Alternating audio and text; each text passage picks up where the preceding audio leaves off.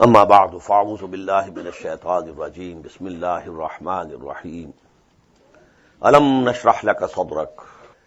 First thing that should be noted is that according to Abdullah ibn Mas'ud radiyallahu ta'ala an, the Surat al-Duha and Surat al-Sharah are one surah. They are not two surahs. He used to recite both these surahs in one rak'ah of the prayer without in between reciting Ayah Bismillah.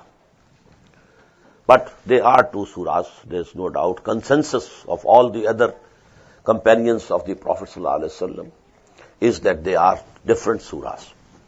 And I suppose that to make them a pair, so that you know that thing is fulfilled, that the surahs of Quran are mostly in pairs, so it has been divided. Otherwise, the style is the same. Alam yajidka yatiman fa'awa, wa wajadaka dhallan fahada, wa wajadaka a'il, alam nashrah laka sadrak, wa wada'na anka wizrak, allazi anqadha dhahrak. The same style. The same, conversation you may say, or communication between Allah and Muhammad sallallahu alaihi wasallam at a very, very, very personal level, secretly. And what I said before about Surat al-Duha, it's more important regarding Surat al-Sharah, that this surah could not be understood except by those mufassirin. They are the interpreters and exegetes, but they have a mystic orientation, spiritual and mystic. Because Alam nashrah laka sadrak, have we not expanded or opened up for you your chest? Wa wada'na anka wizrak, and we have removed from you that heavy burden. Allazi anqadha dhahrak, which was nearly breaking your back. Wa rafa'na laka zikrak, and we have exalted for you your renown and fame. Fa inna ma'al usri yusran. So, always, along with hardship is ease. Inna ma'al usri yusra. And again, surely, along with hardships is ease. فَإِذَا فَرَغْتَ فَانْصَبْ. So when you have accomplished your task, the mission assigned to you, fansab, then exert yourself fully. رَبِّكَ فَارْغَبْ. And let towards your Lord be your entire quest. Now, this is known that this is from among the very early Makki surahs. And the conditions for the Prophet and the companions of the Prophet were very hard. They had to struggle hard at that time. Where was the ease? Had this surah been revealed in Medina, it would have meant something else. Those hard times are gone. Now, the things are very easy for you, Muhammad sallallahu alaihi wasallam. But no. Very early Meccan surahs. So what does it mean? What was ease to him? What was the meaning of the expanding of his chest? What was the meaning that he was relieved of the burden that was nearly going to break his back? Now let me quote here. But I am giving you, that is from Qazi Sanaullah Panipati rahmatullahi alayh, one of the mystic mufassirin of Indian subcontinent of the last century. He says, actually, for a prophet or a saint, the most lovable thing is that he should keep solely, exclusively attentive to his Lord. While to discharge the duties as a messenger, you have to go out. You have to talk to the people. You want to keep yourself engaged in meditation with your Lord. Go on in your lonely place, praying to Him, talking to Him, conversing with Him. Let your soul have a direct communication with your Lord. This is the most enjoyable thing that a human being can ever imagine. But now, the command is go. Izhab ila Fir'auna innahu tagha. Go to Fir'aun. He has transgressed. Now you have to face. But the biggest pain that he is having is that condition which he had when he was talking to Allah subhanahu wa ta'ala on the Mount of Tur, how pleasant it was.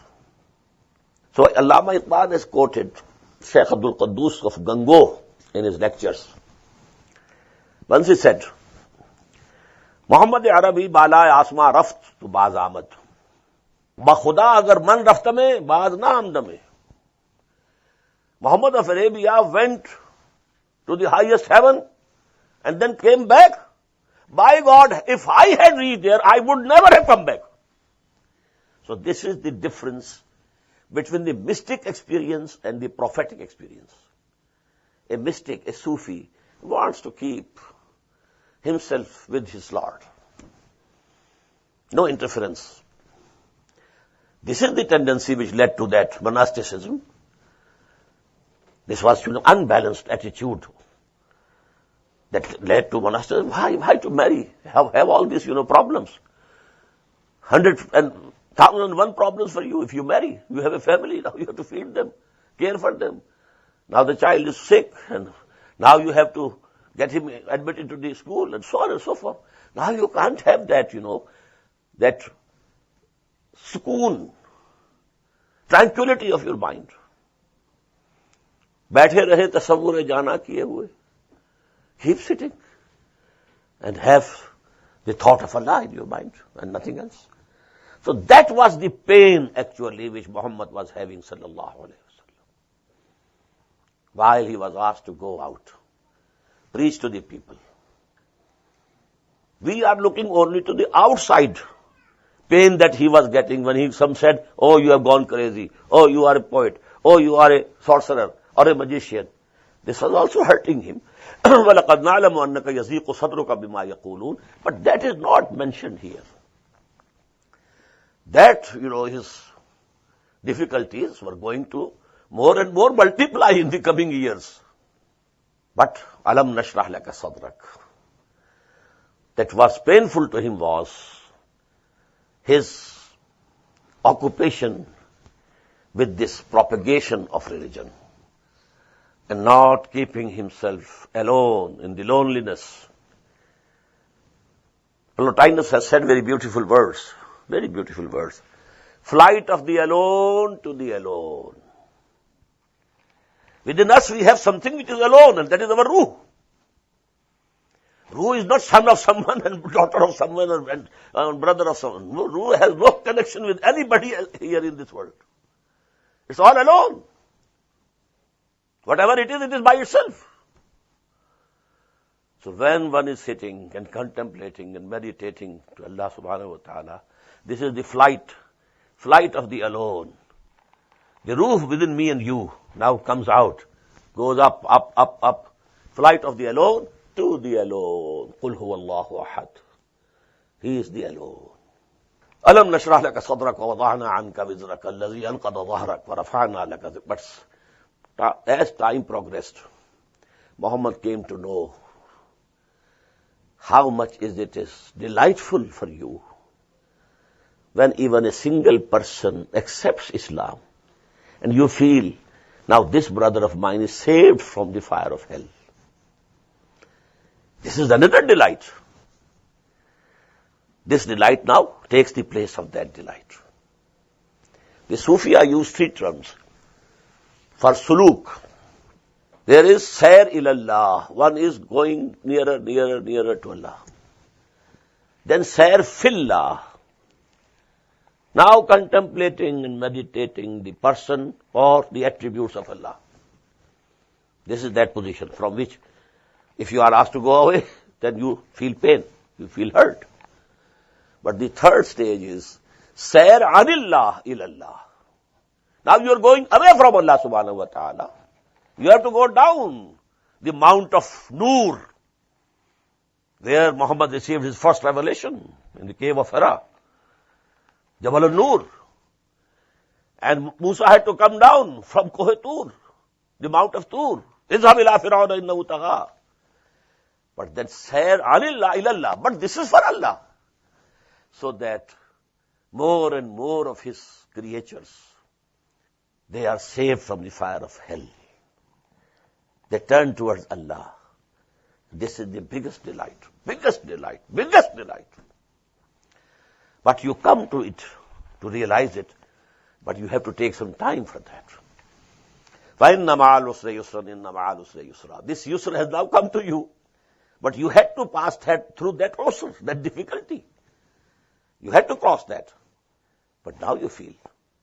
The Prophet said to Ali, Ya Ali, لَأَنْ يَهْدِيَ اللَّهُ بِكَ رَجُلًا وَاحِدًا خَيْرٌ لَكَ مِنْ حُمْرِ النَّعَمِ. If Allah subhanahu wa ta'ala takes even a single human being towards the right path because of you, it is much more precious than so many red camels. That was the biggest, wealth for the Arabs. Rajulan wahidan. Guidance will be given by Allah, but you have become instrumental in it. An yahdi Allahu bika. If Allah guides even one human being through you, through your effort, through your da'wah, khairul laka min humrin na'am.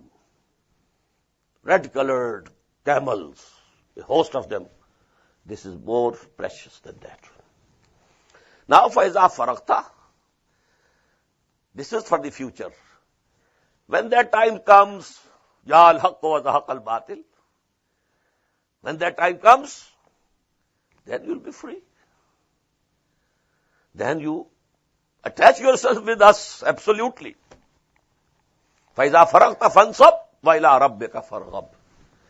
And this is, historically speaking, in the Sirah, the sermon that Muhammad gave, sallallahu alaihi wasallam, one evening before he died, came out from his hujra, and the Salah prayer was in progress. Abu Bakr radhiyallahu anhu was leading the prayer.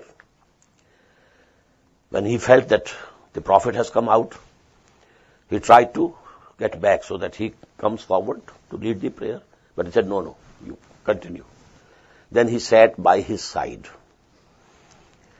Now, sitting, in that sitting posture, he was the Imam of Abu Bakr, and Abu Bakr was the Imam for the rest of the congregation. That way that prayer was completed. Then he gave the sermon. Allah has given an option to a servant of His. If he likes this world, he can choose it. If he likes the other, he can choose it. And the servant has chosen the other one. Abu Bakr wept. And some of the people said, look to this old man. Why is he weeping? But Abu Bakr has understood that the Prophet has decided to go now. Because to every messenger, Allah subhanahu wa ta'ala gives this option. Now from our side, you are free. You have done your duty. If you want to come back, okay. If you want to still stay in the world, okay. We shall grant you further lease. And that is why the last words on the tongue of Muhammad sallallahu alaihi wasallam at the time of death, Allahumma fir rafiqil a'la. Now I choose Rafiqul A'la, that is Allah subhanahu wa ta'ala.